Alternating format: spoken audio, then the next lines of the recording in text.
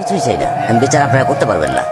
আপনাদের এই ধরনের কোনো রেকর্ড নাই, আপনারা পারবেন না। আমার মেয়েও ফিরে আসবে না। আপনারা বিচার করতে পারবেন? পারবেন না। ভালো নাই পৃথিবী, ভালো নাই সোনার বাংলা, ভালো নাই বসু। মানুষ রূপে যাদেরকে দেখেন পৃথিবীর বুকে, এরা চারি পায়ের নয়, এরা দু পায়ের পশু। আসসালামু আলাইকুম, আশা করি সবাই ভালো আছেন। আলহামদুলিল্লাহ, আমিও ভালো আছি। আসলে আমরা বর্তমানে মুখে মুখে বলি আমরা ভালো আছি। একজন মুসলমান হিসেবে সদা সর্বদা শুকরিয়া জ্ঞাপন করতে হইব।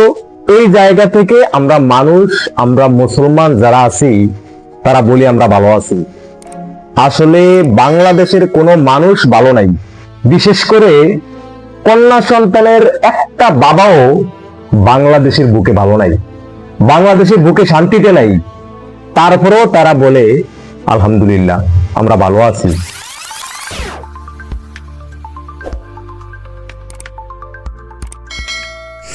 আমাদের বাংলাদেশে বিচার বিভাগে যারা আছেন তাদেরকে আমি ছোট্ট করে একটা পরামর্শ দিই।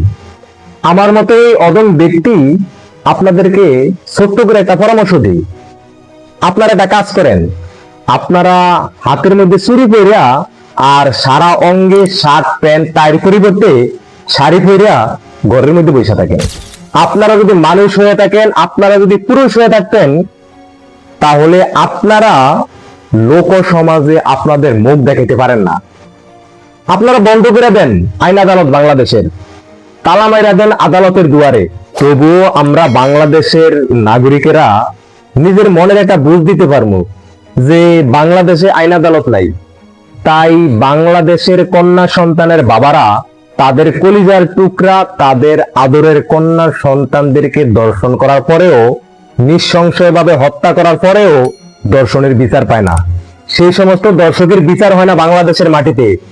নিজের মনের নিজের একটা বুঝ দিতে পারবো, বাবারা তাদের নিজের মনকে একটা বুঝ দিতে পারবো। আজকে আমি যারা অতীতে দর্শন করছে তাদেরকেও কিছু বলবো না, তাদেরকে কোন রকমের দোষারোপ করবো না, এমনকি তাদেরকে আমি দর্শকও বলবো না।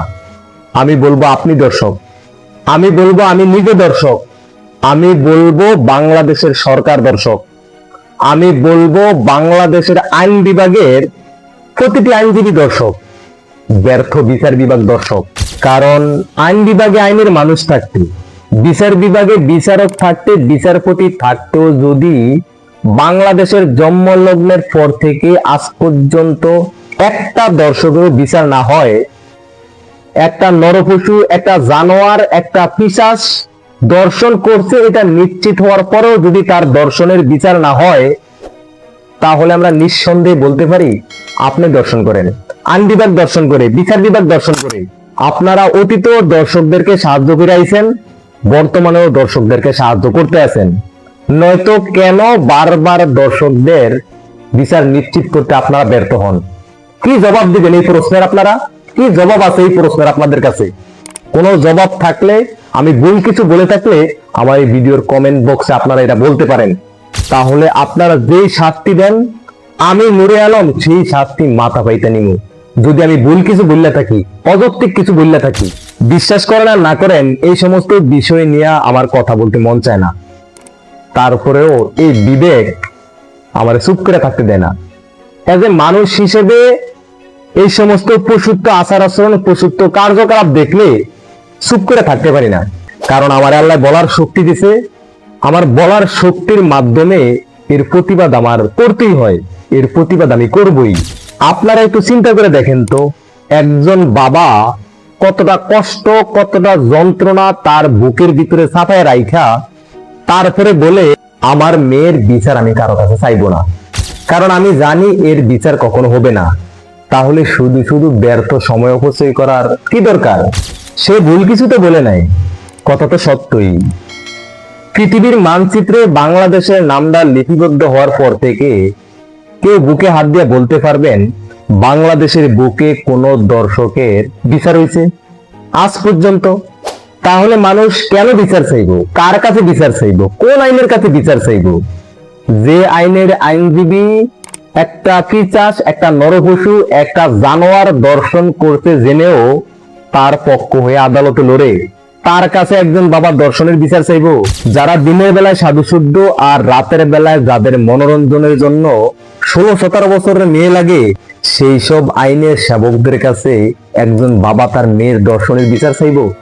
আজ বাংলাদেশের মানুষ বাংলাদেশের অতীতের সকল রেকর্ড ভাঙ্গা নতুন একটা রেকর্ড তৈরি করে লাইল।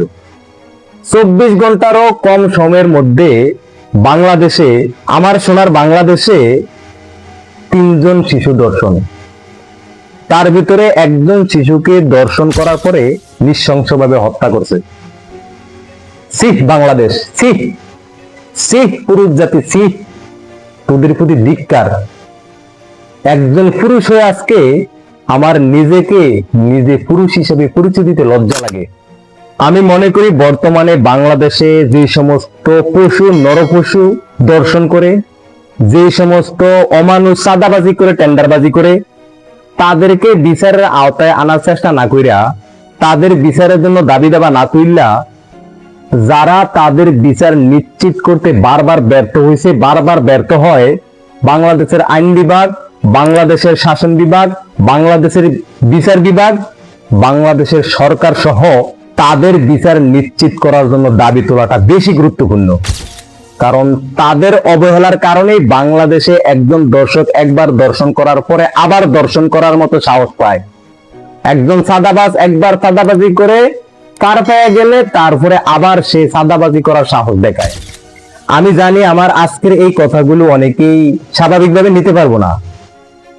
আজকে আমার এই কথাগুলো যারা স্বাভাবিকভাবে নিতে পারবো না, আপনারা ধরে রাখেন সে নিজেও একজন দর্শকের সাহায্যকারী, সে নিজেও একজন সাদাবাজের সাহায্যকারী, সে নিজেও একজন খুনির সাহায্যকারী।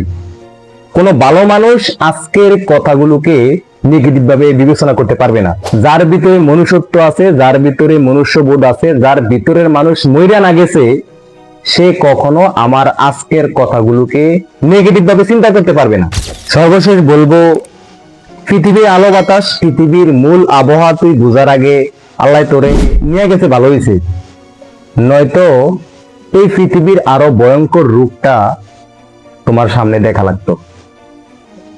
একজন ভাই হিসাবে আন্তরিকভাবে দুঃখিত, একজন ভাই হিসাবে আমি লজ্জিত, কারণ একজন বোনের ইজ্জত আমরা রক্ষা করতে পারি নাই। একজন বোন পৃথিবীর আলো বাতাস দেখার আগে, পৃথিবীর রূপটা দেখার আগে, পৃথিবীটা বোঝার আগেই এক পৃথিবীর যন্ত্রণা নেয়া, জ্বালা যন্ত্রণা নেয়া, নিঃসংশয়ভাবে পৃথিবী থেকে বিদায় নিতে হয়েছে। এর তীব্র নিন্দা এবং প্রতিবাদ জানাই। যে সমস্ত নরপশু, যে সমস্ত মানুষ নামের অমানুষ এই সমস্ত অবশ শিশুদের উপরে এই ধরনের অমানসিক অত্যাচার করছে, এই অবশ শিশুটাকে এভাবে নিঃসংশয়ভাবে হত্যা করছে, এর বিচার আল্লাহ তোমার কাছে দিলাম। কারণ বাংলাদেশের আইন তো ব্যর্থ, বাংলাদেশের বিচার বিভাগ তো ব্যর্থ। আল্লাহ, এর বিচার তুমি কইরো।